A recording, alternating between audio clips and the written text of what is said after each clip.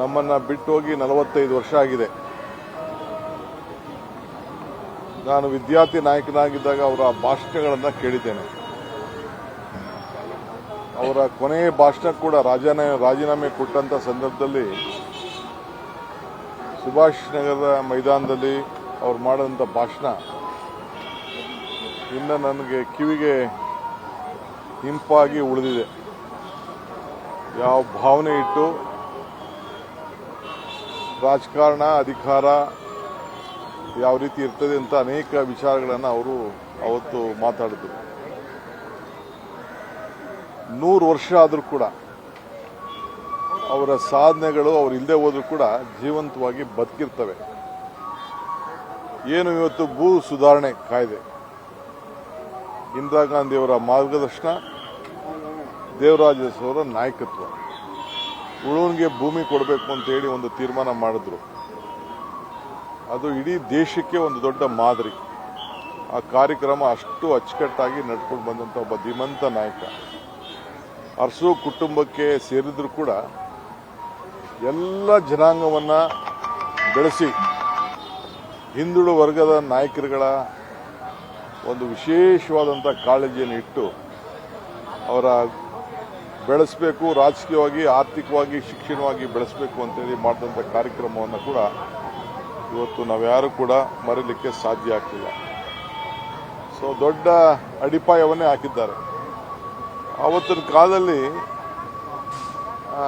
Electronic City, Veerappa ಮೊಯ್ಲಿಯವರು deputy minister ಆಗಿದ್ದರು, S M. ಕೃಷ್ಣರವರು ಕ್ಯಾಬಿನೆಟ್ ಮಿನಿಸ್ಟರ್ ಆಗಿದ್ದರು.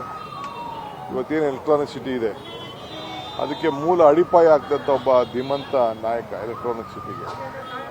ಹಂಗೆ ಒಂದು ರೈತಗೊಬ್ಬರಿಗೆ ಅಲ್ಲ, ಆವತ್ತಿನ ಕಾಲದಲ್ಲೇ ನಮ್ಮ ರಾಜ್ಯದಲ್ಲಿ ಎಲೆಕ್ಟ್ರಾನಿಕ್ ಸಿಟಿ ಬರಬೇಕು ಅಂಥೇಳಿ ಇವತ್ತು ದೊಡ್ಡ ತೀರ್ಮಾನವನ್ನು ತೆಗೆದುಕೊಂಡಿದ್ದವರು. ಶಿಸ್ತು, ಸಾಕ್ಷಿಗುಡ್ಡೆ, ತ್ಯಾಗ ಎಲ್ಲರೂ ಕೂಡ ಒಟ್ಟು ತೆಗೆದುಕೊಂಡು ಹೋಗುವಂಥದ್ದೆಲ್ಲ ಕೂಡ ಇವತ್ತು ಮಾಡಿದ್ನ ನಾವೆಲ್ಲ ಕೂಡ ಉಳಿಸ್ಕೊಂಡು ಬೆಳೆಸ್ಕೊಂಡು ಹೋಗ್ತಾ ಇದ್ದೇವೆ. ಸೊ ಭಾಳ ಸಂತೋಷ ಆಯಿತು. ನಾನು ಅಧಿಕಾರ ತೆಗೆದುಕೊಂಡಂಥ 3ನೇ ದಿನದಲ್ಲಿ ನಾನೆಲ್ಲರಿಗೂ ಮೊನ್ನೆ ಕೊಟ್ಕೊಂಡು ಬಂದು ನಾನು ಅವರ ಇದಕ್ಕೆ ಒಂದು ಪ್ರತಿಮೆಗೆ, ಪುತ್ಥಳಿಗೆ ನಾನು ಗೌರವನ ಸಲ್ಲಿಸಿ ಹೋದೆ. ಬಟ್ ಇವತ್ತು ಮೊದಲನೇ ಅವ್ರನ್ನ ಸ್ಮರಿಸ್ಕೊಳ್ಳೋಂಥ ಕೆಲಸ ಇವತ್ತು ನಮಗೆಲ್ಲ ಅವಕಾಶ ಸಿಕ್ಕಿದೆ.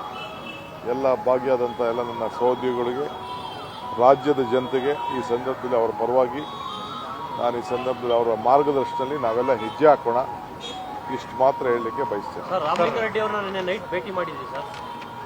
ಅಪ್ಪ, ಅವ್ರು ನನ್ನ friend. All problems is sorted out. ತಲೆ ಕೆಡ್ಸ್ಕೊಳಕ್ಕೆ ಹೋಗ್ಬೇಡಿ, ಸುಮ್ಮನೆ ಏನೇನೋ ಸ್ಟೋರಿ ಮಾಡ್ಕೊಳಕ್ಕೆ ಹೋಗಬೇಡಿ.